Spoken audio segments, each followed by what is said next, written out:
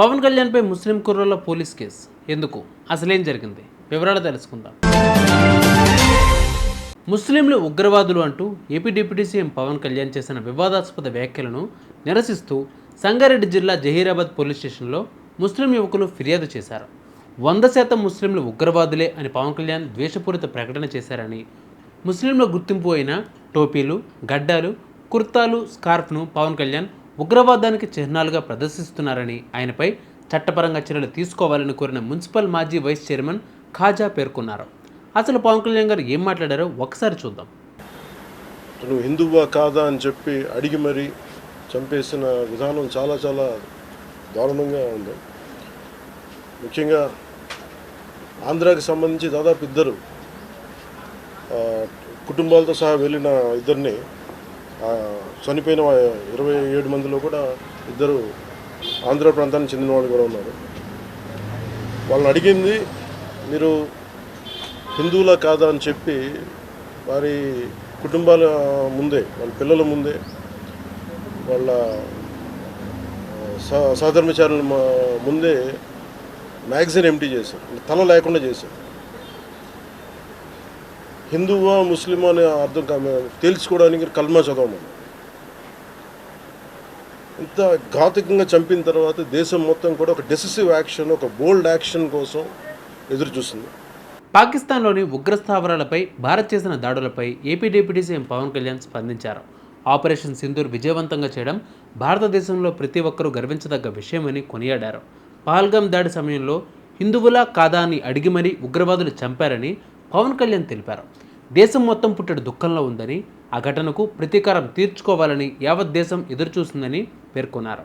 ప్రధాని మోదీ నాయకత్వంలో రక్షణ దళాలు ధీటుగా పాకులను ఉగ్రస్థావరాలపై దాడి చేసి బుద్ధి చెప్పాయని పవన్ కళ్యాణ్ అన్నారు.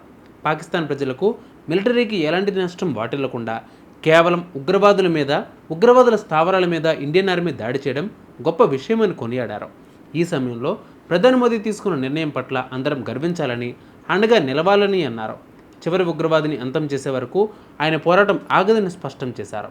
సో హిందువుల మీద దాడి అనేది అనాదిగా జరుగుతూనే ఉంది, కానీ I think it is a right time to take a decisive and bold action.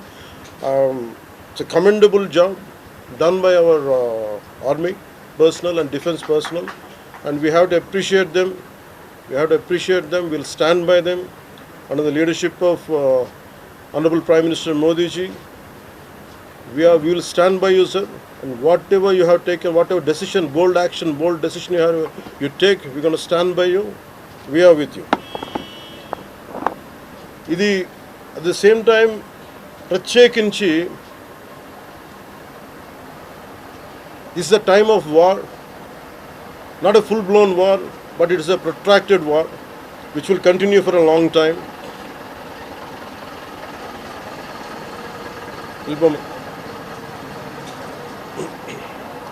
Which will continue for a long time, and Pakistan should be taught a tough lesson,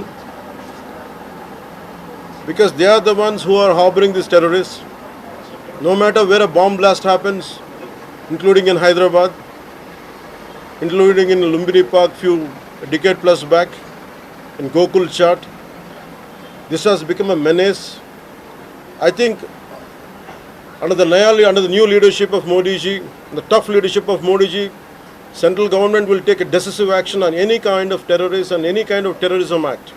At the same time, I appeal to all the people of our nation, as a civilian person, when military is waging a war, what we have to do. పాకిస్తాన్కు మద్దతుగా ఆలోచించే నాయకులు తమ వైఖరి మార్చుకోవాలని సూచించారు పవన్ కళ్యాణ్. కుక్కలు అరిచినట్లు social మీడియాలో ఎవరు అరవద్దని, దేశానికి వ్యతిరేకంగా సోషల్ మీడియాలో పోస్టులు పెట్టవద్దని అన్నారు. మరీ ముఖ్యంగా సెలబ్రిటీలు, ఇన్ఫ్లుయెన్సర్లు సోషల్ మీడియాలో ఏది పడితే అది వాగవద్దని హితవు పలికారు. ఎవరైనా దేశానికి వ్యతిరేకంగా పోస్టులు పెడితే చర్యలు తప్పవని హెచ్చరించారు. They have to take this into consideration, and they have to, especially celebrities, especially who think their social media influencers don't comment about army. You don't know the ABC of how to safeguard the borders of this nation. You never know. So, as the dogs are barking right now, simply don't bark on social media anything about entire nation. Please don't bark on social media without having any understanding about national security. So this is what I appeal to all the social media influencers. Stern action will be taken in against you. Please, this is what our request to you all. And also at this time of in these tough times, we stand by Honorable Prime Minister Modi and the BJP-led NDA government, and we'll stand by you and we will be with you no matter how long it takes till the last terrorist is wiped out from this country. Thank you.